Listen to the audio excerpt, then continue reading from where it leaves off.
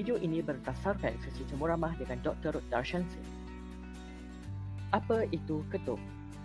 Ketum juga boleh dikenali sebagai biak, kakuam, ishang dan duri bergantung pada negara masing-masing. Ketum secara saintifiknya digelar sebagai Matrogena speciosa yang juga didapati di negara Thailand, Indonesia, Myanmar, Papua New Guinea dan Malaysia. Pokok ketum didapati di kawasan desa dan hutan.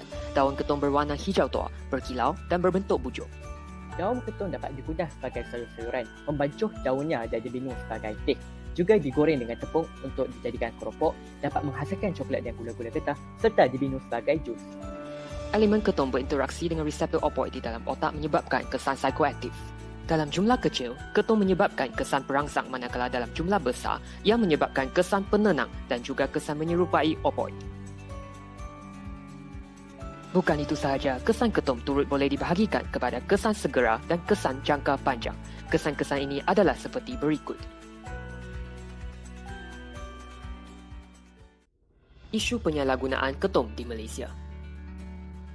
Di Malaysia, ketum digunakan sebagai perubatan tradisional dan untuk tujuan kebudayaan. Ketum turut digunakan dalam golongan pekerja buruh dan penagih dadah. Penyalahgunaan ketum di Malaysia meningkat 2 kali ganda pada tahun 2019 berbanding dengan 2018. Terdapat juga statistik dari AADK mengenai penggunaan ketum di Malaysia. Walau bagaimanapun, jumlah sebenar penyalahgunaan ketum di Malaysia masih tidak diketahui sepenuhnya. Berdasarkan kenyataan media dan tinjauan awalan AADK, penggunaan, bekalan dan permintaan ketum di Malaysia hari ini meningkat secara mendadak. Permintaan tinggi ketum terbukti apabila terdapat banyak berita rampasan, penguatkuasaan polis, penyeludupan atau keselamatan sempadan berkaitan dengan ketum. Hal ini menunjukkan ketum mendapat permintaan tinggi bukan hanya di Malaysia, malah di peringkat global. Maka, apabila permintaan tinggi, bekalan juga akan tinggi. Mitragynine dalam daun ketum disenaraikan sebagai bahan psikotropik dalam Akta Racun. Segala aktiviti berkaitan dengan bahan ini adalah tidak sah dan boleh didakwa. Seseorang boleh didenda tidak melebihi RM10,000 atau dipenjarakan tidak melebihi 4 tahun atau kedua-duanya sekali jika disabit kesalahan. Mengenai persoalan sama ada ketum perlu dikawal dengan lebih lanjut, hal ini masih memerlukan lebih banyak maklumat dan bukti kukuh menunjukkan ketum berbahaya ataupun tidak. Terdapat banyak salah faham mengenai ketum kerana pihak media sering memberi tanggapannya negatif terhadap ketum. Sebenarnya kita jarang membaca atau melihat isu ketum berkaitan dengan perkara negatif. Sekarang, pengawalan ketum di bawah Akta Racun 1952 sudah mencukupi.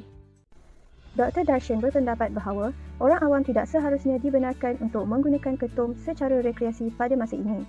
Walaupun terdapat kajian yang menyatakan ketum tidak memberikan kesan buruk dan bermanfaat untuk kesihatan, maklumat pendidikan yang tepat masih belum mencukupi. Kajian yang lebih lanjut harus dilaksanakan terlebih dahulu sebelum mempertimbangkan penggunaan rekreasi ketum. Ketum didapati mampu untuk menegakan kesakitan. Kandungan alkaloid di dalam ketum mempunyai efek analgesik yang lebih kuat berbanding morfin. Kesan sampingan negatif akibat penggunaan heroin, morfin serta opioid tidak kelihatan dengan penggunaan ketum. Oleh itu, alkaloid tersebut boleh dijadikan sebagai alternatif bagi opioid di hospital. Selain itu, ketum dapat digunakan sebagai bahan pengurang kemudaratan. Namun, kajian lanjut perlu dilaksanakan terlebih dahulu. Isu penanaman dan komersialisasi ketum di Malaysia. Penanaman ketum tidak dikawal di bawah Akta Racun. Tiada undang-undang di Malaysia mengawal penanaman dan kewujudan semula jadi pokok ketum. Menurut Dr. Darshan, pokok ketum mudah dilihat di wilayah utara Malaysia serta di Pahang, Perak dan Negeri Sembilan. Berikutan itu, mantan Menteri Kesihatan telah mencadangkan untuk memindah dan memperluas skop Akta Racun di mana penanaman ketum hanya dibenarkan untuk tujuan penyelidikan, pendidikan dan ubat-ubatan. Orang awam tidak dibenarkan menanam tanaman psikoaktif tersebut. AADK turut meminta kerajaan mengubah akta menjadikan penanaman ketum tindakan haram. Dr. Darshan turut berpendapat bahawa penanaman ketum harus dikawal.